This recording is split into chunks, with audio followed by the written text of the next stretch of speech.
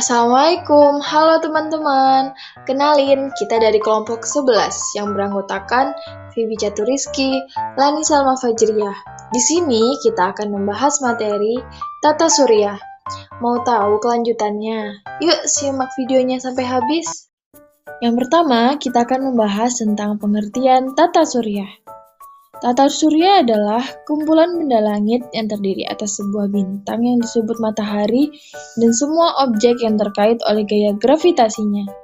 Objek-objek tersebut termasuk 8 buah planet yang sudah diketahui dengan orbit berbentuk elips, 5 planet kerdil, 85 satelit alamiah yang sudah diidentifikasi, dan jutaan benda langit seperti meteor, asteroid, komet, dan lainnya.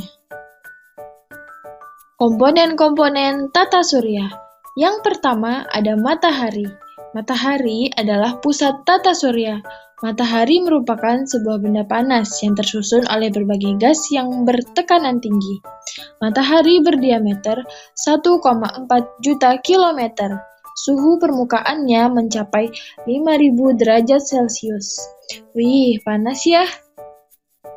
Komponen yang kedua ada planet. Sampai saat ini diketahui terdapat 8 planet dalam tata surya kita. Yuk kita bahas masing-masing planetnya.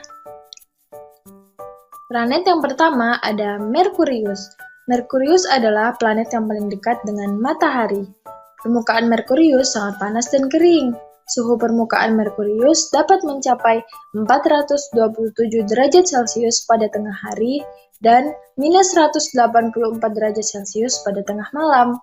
Permukaan Merkurius mempunyai sejumlah kawah atau lubang ledakan yang terjadi akibat tabrakan dengan meteor dan komet. Yang kedua ada Venus. Venus adalah planet terpanas dalam tata surya. Lapisan atmosfer yang tebal seperti awan putih menyelubungi permukaannya.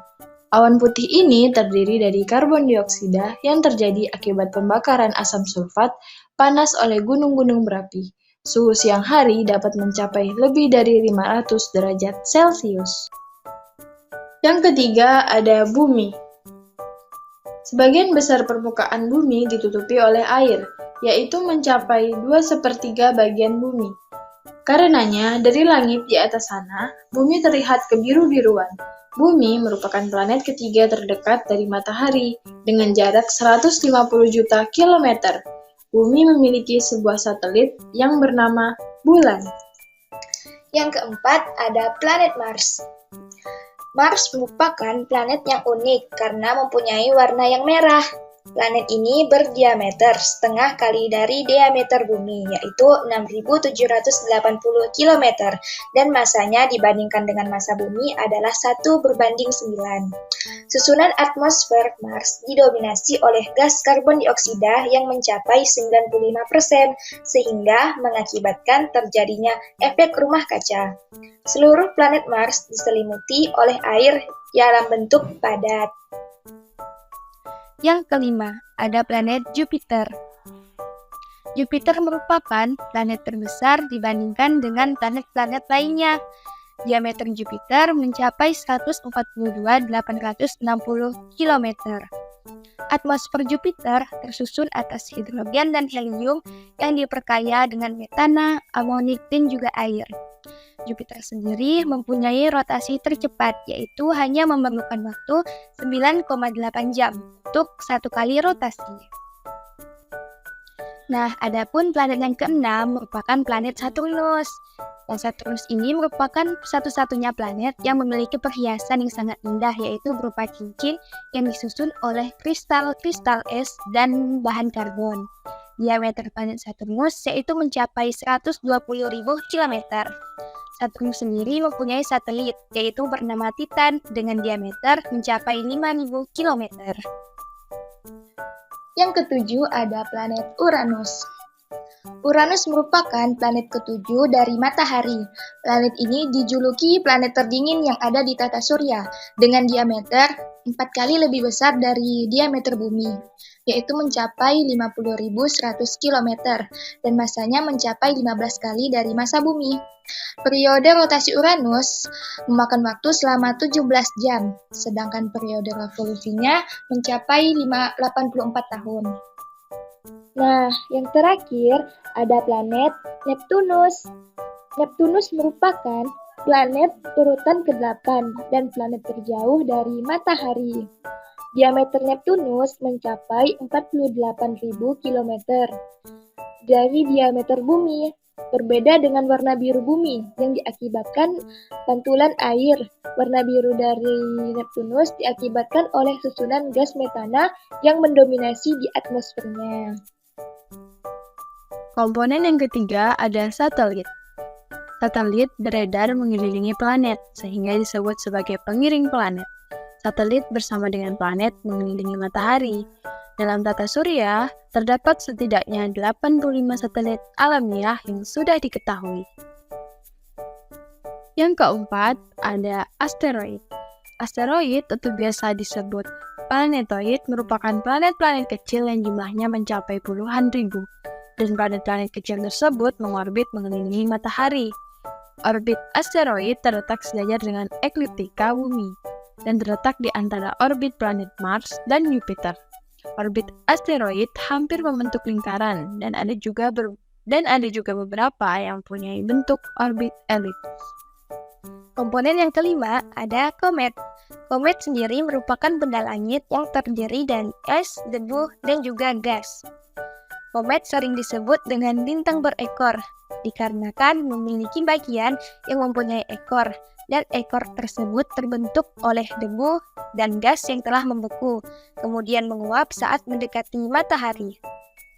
Komet terbagi menjadi dua jenis, yaitu komet pendek periodik dan juga komet panjang periodik.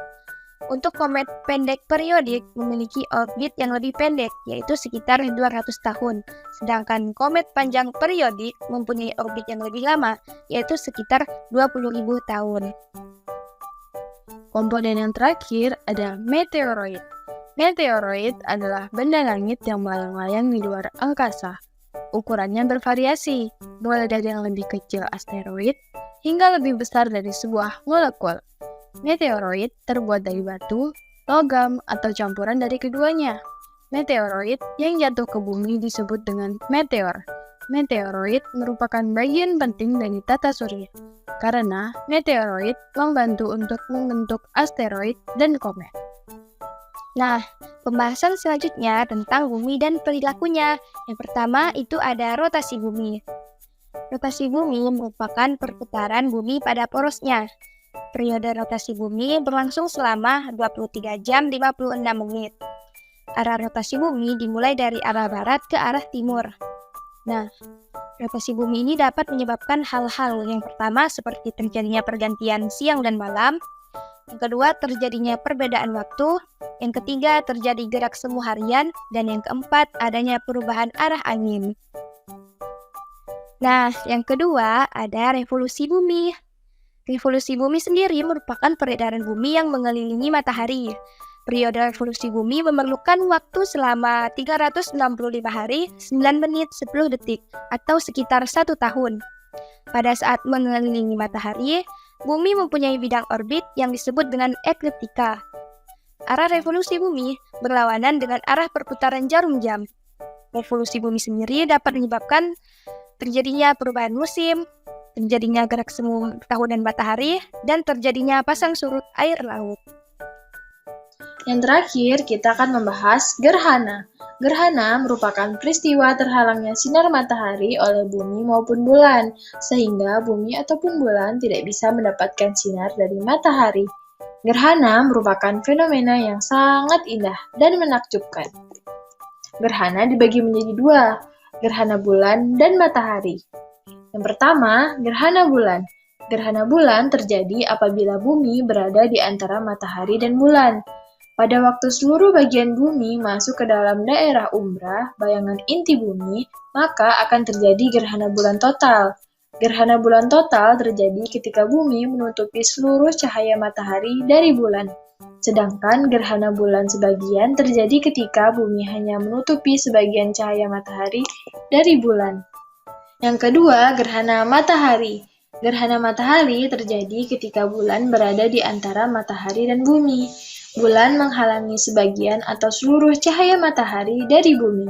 Dikarenakan ukuran bulan lebih kecil dari matahari maupun bumi, maka akan ada 3 kemungkinan gerhana yang terjadi, yaitu gerhana matahari total, gerhana matahari cincin, dan gerhana matahari sebagian.